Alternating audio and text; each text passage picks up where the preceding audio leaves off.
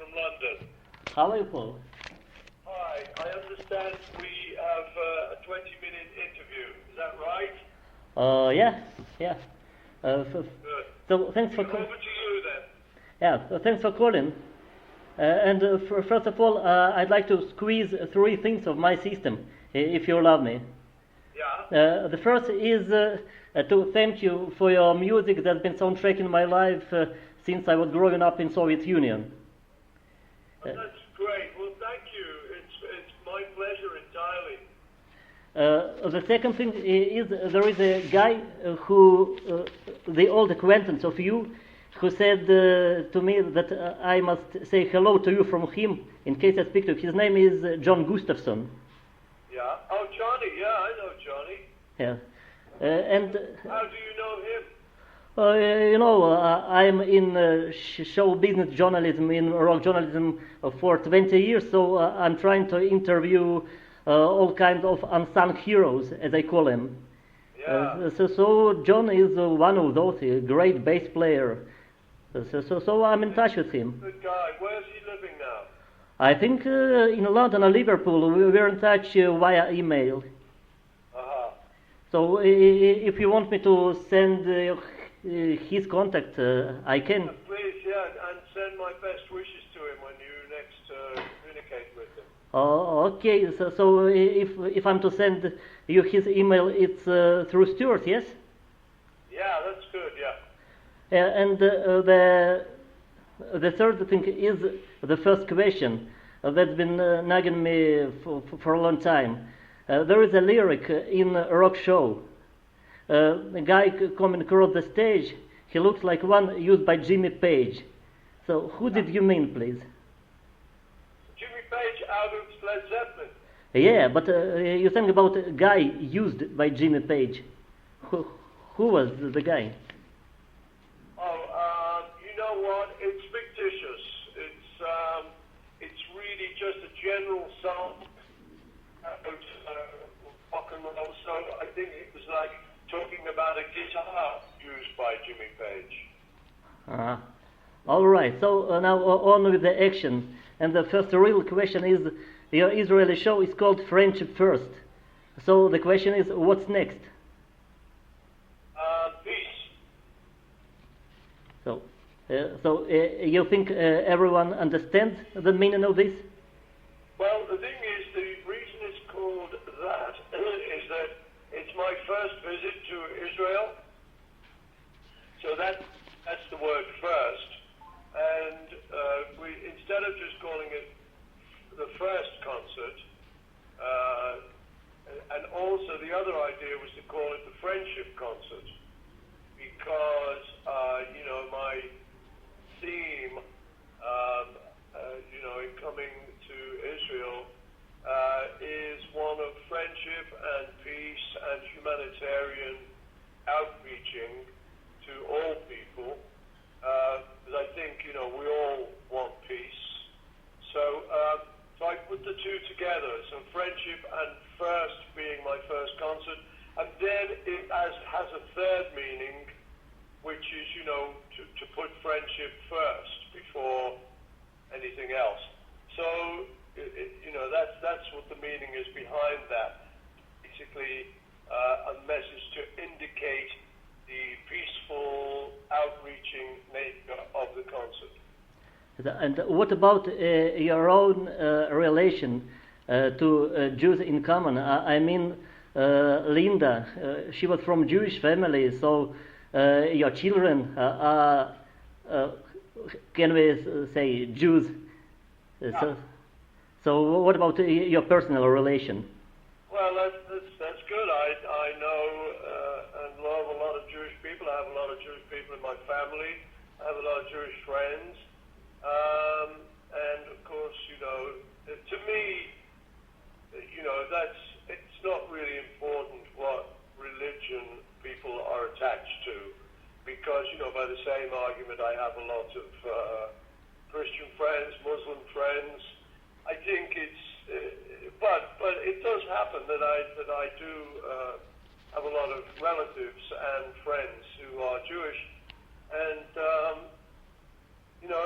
they're wonderful people, and I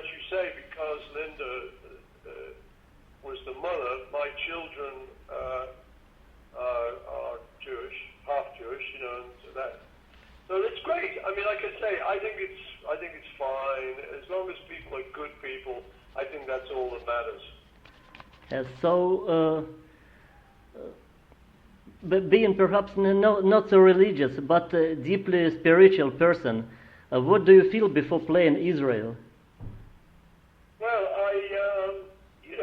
for me, the main reason when I give a concert is to bring my music to any region or any country. So the main emphasis is on the music. But because the atmosphere at my concerts, because of the music, is often very warm atmosphere and very strong, loving atmosphere, this is what happens normally.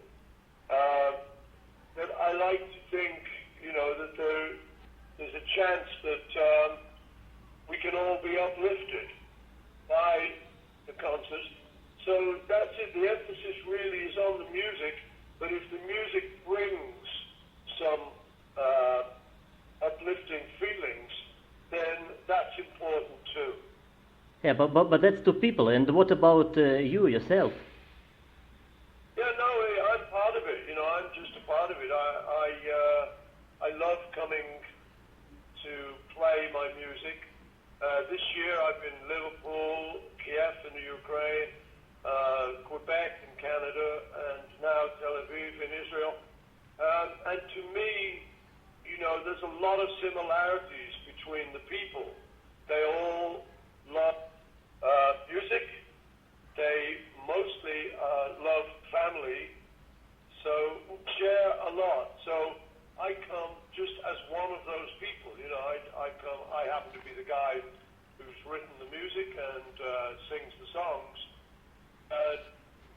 It's important to me that I'm, the same as the other people in the audience on many levels. I'm a family guy. I love peace. I love music. So we have a lot in common, and that's one of the things I enjoy about making these concerts. Are you going to visit Jerusalem? I don't think we're going to have time. I would have loved to, but we're on a little bit of a tight schedule. So many of my friends say you must visit it. But what happens for me is I'll come to a place and realize that I have to come back because, normally there's never enough time to see everything I want to see. So how did the idea of this hit and run concerts rather than proper tour come about? Well, just my personal situation at the moment. I've just finished a divorce situation. So I'm very keen to put my family first. So this means that at the moment, rather than do a lengthy tour, which would take a lot of organization and a lot of scheduling problems that would have to be worked out, what I'm doing is it's easier at the moment to do one-off gigs. And I must say, I'm enjoying it. It's kind of a nice way to do it, really. It's just as exciting, but it doesn't present many problems to me as a full-length tour would. But I will do full-length tours, but maybe next year.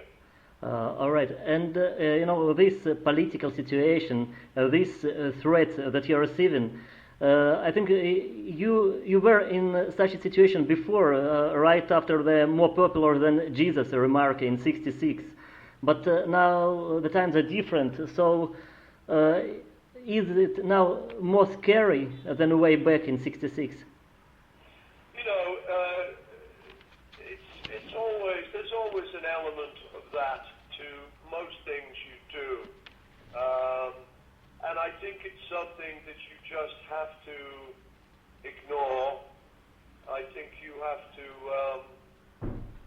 remember what you're doing it for. When I went to Quebec recently, there were people who felt very strongly that I shouldn't have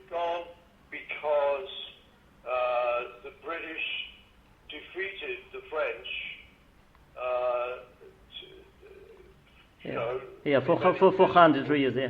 And they didn't think it was appropriate for me to play there. But I said to them, it's not the point. I play to all people, and I play to people, not governments.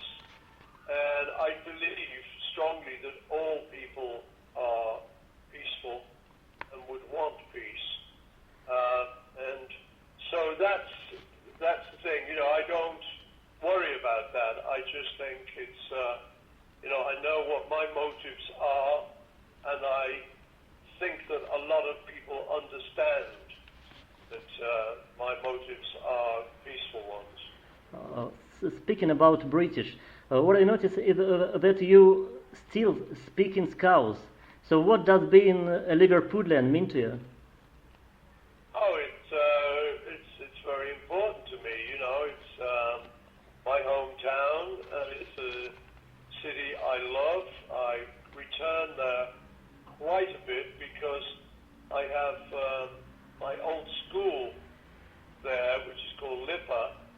It's the Liverpool Institute for the Performing Arts, which is the school that George Harrison and I attended when we were teenagers. We attended that school from the age of 11 on. And I obviously have many relatives there, and I love the city. So it's great. I love it, and I always fall back into all the old habits. It's good. I think what it's good for me is it reminds me that I'm just a person like anyone else.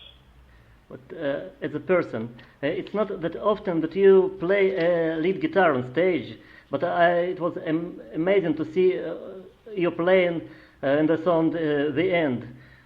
So you're a fantastic guitarist. Don't you think you're still underestimated as an instrumentalist? I don't know. I don't really read a lot of the feedback. I started off originally on guitar and then moved on to bass when the Beatles needed a bass player.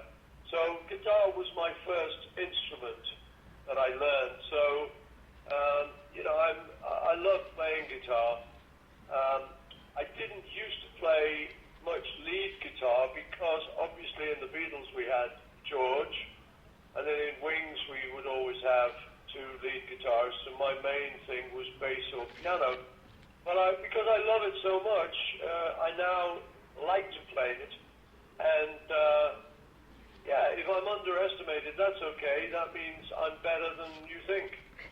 And then about your poetry, everybody's saying that John Lennon was a great poet, but nobody tell this about you, and I may surprise you by telling that my favorite piece of McCartney music is Monkberry Moon Delight, which I think has a fantastic lyric.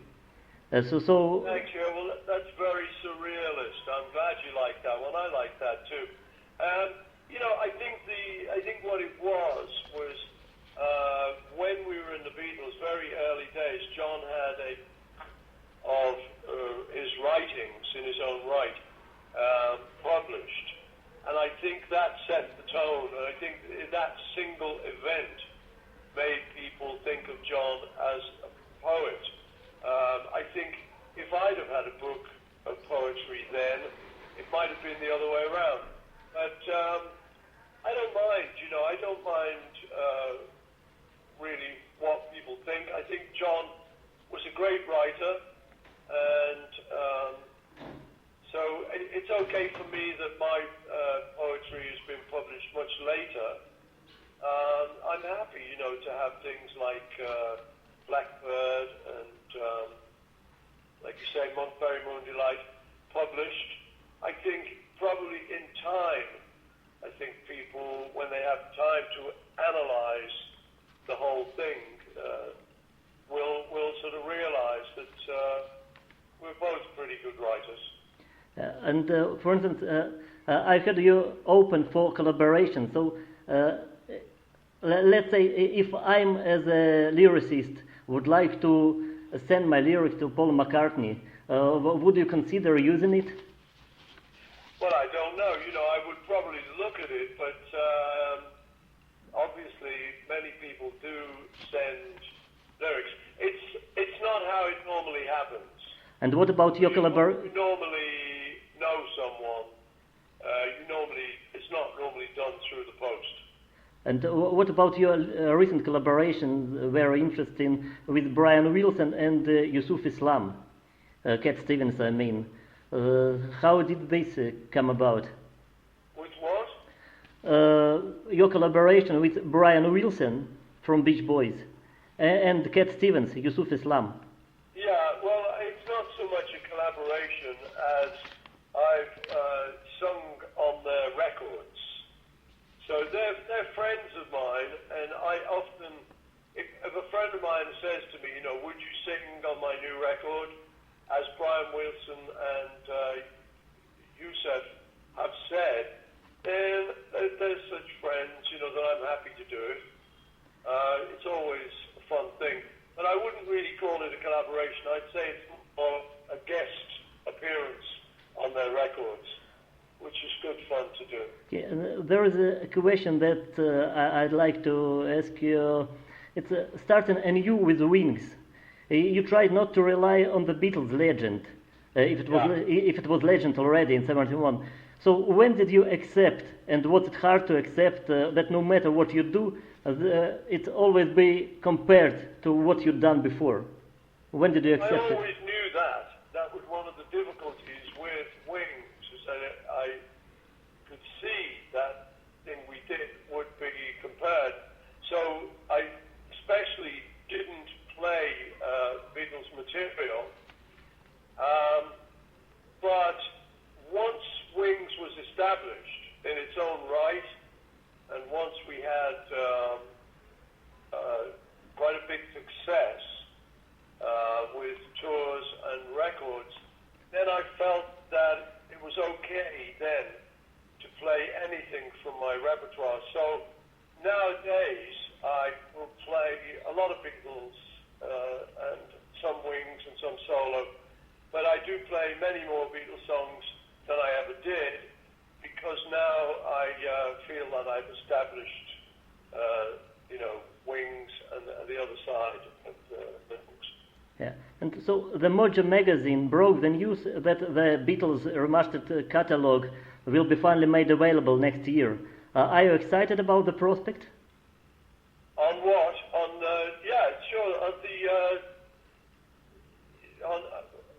Which part of the catalog? Sorry, what were you saying?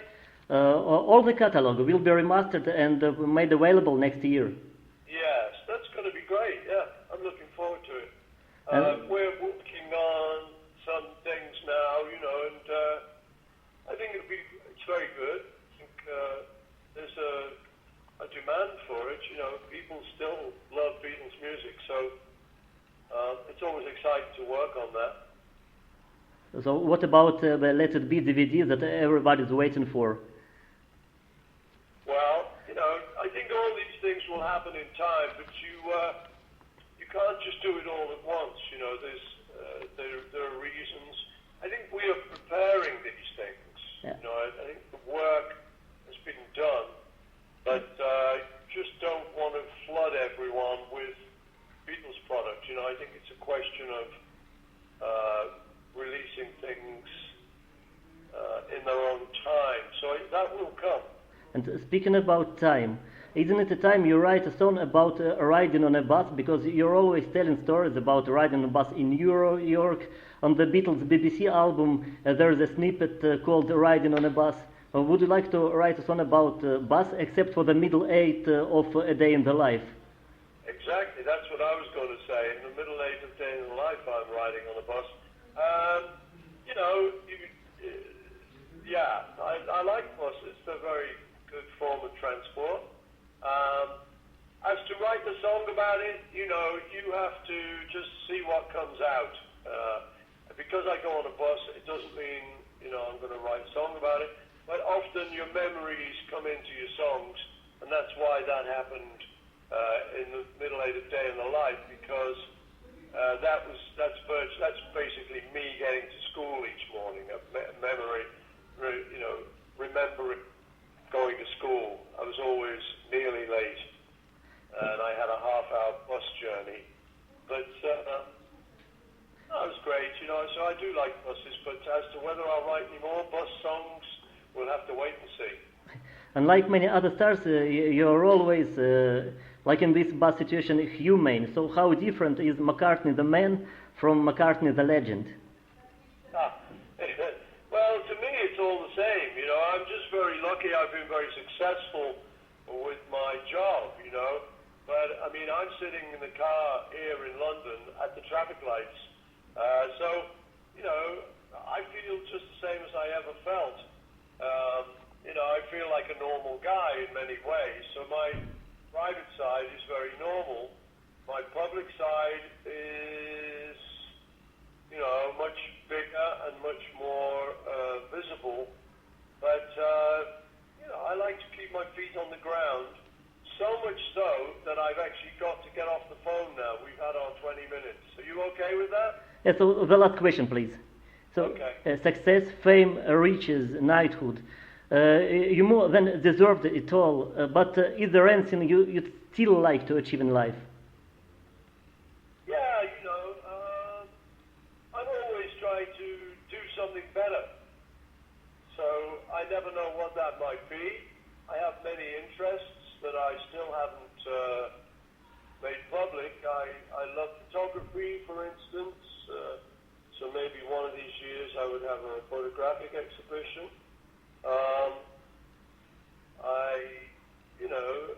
I have many things like that, but basically I'm always just trying to write a better song, make a better concert.